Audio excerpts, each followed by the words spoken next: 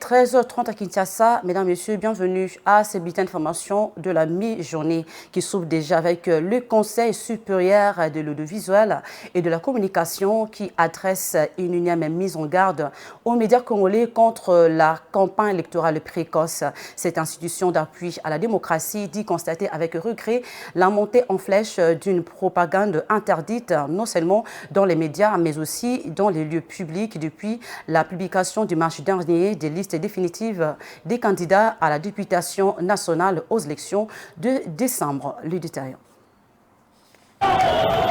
Mécontent du caractère propagandiste adopté par plusieurs candidats dans les médias, comme en public où ils affichent leurs effigies avec leur numéro d'identification pour la campagne, le bureau du Conseil supérieur de l'audiovisuel et de la communication CESAC en appelle au bon sens citoyen des candidats retenus de respecter les consignes en ce qui concerne la date de la campagne électorale telle que prévue par la CENI, date qui n'est pas, du reste, encore arrivée.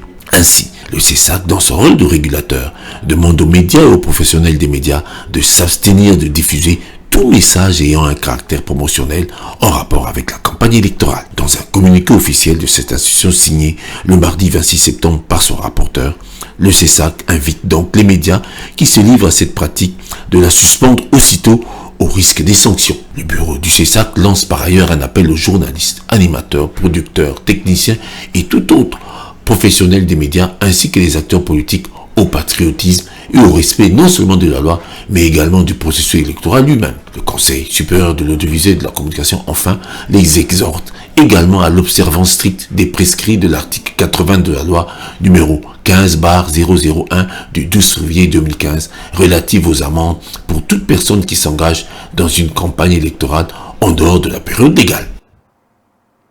Le ministre de l'Enseignement primaire, secondaire et technique, Tony Mwaba, est interpellé par l'Assemblée nationale sur la deuxième publication de l'examen d'État, édition 2022-2023, mais également sur les exigences de paiement des frais de passation de preuves à l'examen d'État pour l'édition 2024 avant le 25 octobre prochain. L'initiative est venue du député national Willy Bolio, membre du Front commun pour le Congo, qui a saisi le bureau de la Chambre basse du Parlement. On entend par ailleurs que c'est depuis la semaine dernière que cette question du repêchage à l'examen d'État édition 2023 fait couler beaucoup d'encre et salive. Nous y reviendrons avec détail dans nos prochaines éditions. Bien, autre chose à présent, les conditions des personnes déplacées dans les camps en Ituri comme au Sud Kivu ainsi qu'au Nord Kivu ne cessent de se détériorer en République démocratique du Congo. La vie devient de plus en plus compliquée. Mesdames et messieurs, suivez cet élément. Avec l'arrivée de la saison de pluie en République démocratique du Congo, les conditions de vie de personnes déplacées dans les camps qui ont fui les conflits en Ituri, au Nord Kivu et au Sud Kivu, se sont rapidement détériorées. Les familles se retrouvent à s'abriter sous des minces bâches soutenues par des branches de bois, tandis que les fortes pluies rendent leurs conditions de vie invivables. Outre l'aggravation de l'insécurité alimentaire, ces conditions difficiles ont également contribué à une crise sanitaire croissante.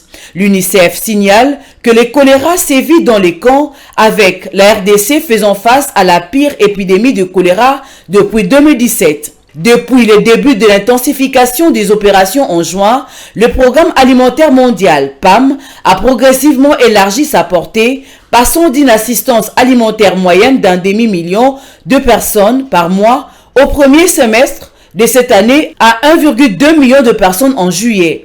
Cette assistance comprend des programmes alimentaires en nature, en espèces et en nutrition. Cependant, les manques de financement entravent les efforts des acteurs humanitaires pour étendre son programme à ceux qui ont de besoins extrêmes. Bien que l'assistance du PAM soit nécessaire pour 3,6 millions de personnes dans les provinces touchées par le conflit, les ressources financières nécessaires font défaut.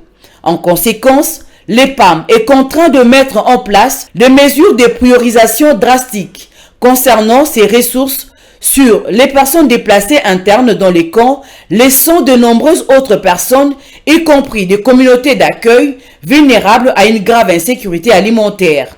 Les PAM lancent donc un appel urgent pour obtenir 629,7 millions de dollars américains afin de répondre aux besoins les plus pressants dans les 3 provinces touchées par le conflit au cours des 6 prochains mois, de septembre 2023 à février 2024, et de recouvrir le besoin de 3,6 millions de personnes. Ces ressources prévisibles et flexibles sont indispensables pour garantir une réponse efficace et rapide compte tenu de la fragilité de la situation sécuritaire et humanitaire. Malgré les efforts, les organisations humanitaires, la situation demeure critique. À partir d'octobre, en raison du manque de fonds pour la distribution en espèces, les PAM sera contraint de réduire considérablement ces distributions, ce qui affectera le nombre de personnes souffrant d'insécurité alimentaire qu'il pourra aider, y compris les femmes et les jeunes enfants. Pour pallier ces manques de fonds, le PAM intensifie ses activités alimentaires en nature dans les provinces touchées par le conflit. Cependant, les ressources sont nécessaires de toute urgence pour acheter des légumineuses et de l'huile végétale afin de compléter les rations alimentaires qui risquent actuellement d'être réduites à une demi-portion. Et pour finir, le monde entier a célébré le 26 septembre 2023 la journée mondiale de la contraception à Kinshasa. Cette date a été marquée par une journée de réflexion en vue de faire un état de lieu sur l'accès des femmes aux contraceptifs. C'est le programme national de santé de la reproduction qui a organisé cette activité avec comme thème pour cette année le choix de la planification familiale, levier de l'épanouissement familial. L'objectif est d'atteindre 0 grossesse non désirée d'ici 2030 en République démocratique du Congo. Image et commentaire.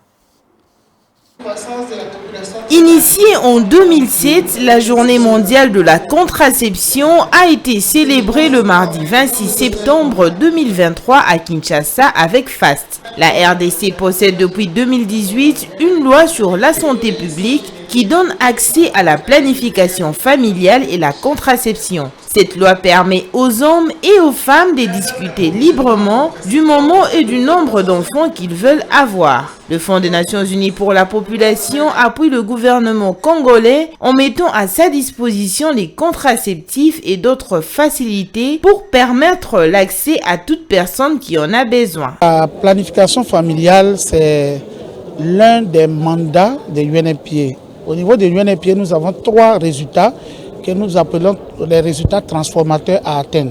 Et le premier résultat, justement, ça concerne la planification familiale.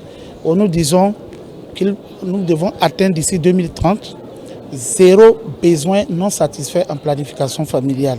Selon les résultats de l'enquête MICS réalisée en 2010, le taux de prévalence contraceptive moderne en RDC était de 5,4%, ce qui reste faible. Selon les DS RDC2 en 2014, concernant le taux de prévalence contraceptive, seulement 20% de femmes en union utilisaient une méthode contraceptive quelconque et que 8% utilisaient une méthode moderne. Anne-Marie Toumba estime que la prévalence contraceptive en RDC est encore très faible et souhaite que le nombre des femmes ayant accès aux contraceptifs puisse augmenter pour réduire le taux de mortalité maternelle et aussi permettre à chaque femme de contribuer à la croissance économique du pays. Un pays a très forte mortalité maternelle. Donc les femmes meurent beaucoup plus en faisant les enfants. Donc elle veut donner la vie, elle perd sa vie. Et en Afrique, nous sommes des 2 à 3 derniers pays, et au monde même. Et les études ont montré que la bonne planification familiale aide à diminuer jusqu'à 30% des décès maternels. Parce que la personne choisit le moment qu'elle peut faire les enfants. Elle choisit le nombre des enfants qu'elle veut faire. Entre-temps, elle a le temps de se reposer, et de faire autre chose. C'est-à-dire la jeune fille peut accéder aux études. La République démocratique du Congo est un des pays ayant le ratio de la mortalité maternelle le plus élevé au monde, 473 pour 100 000 naissances vivantes. Et on souscrit aux objectifs de développement durable, la RDC devrait voir son taux de mortalité maternelle et infantile réduit en dessous du seuil de 2 chiffres. Ceci reste un des objectifs impératifs à atteindre d'ici 2030. La planification familiale mise en œuvre efficacement peut apporter une contribution substantielle car elle peut réduire fortement les décès maternels.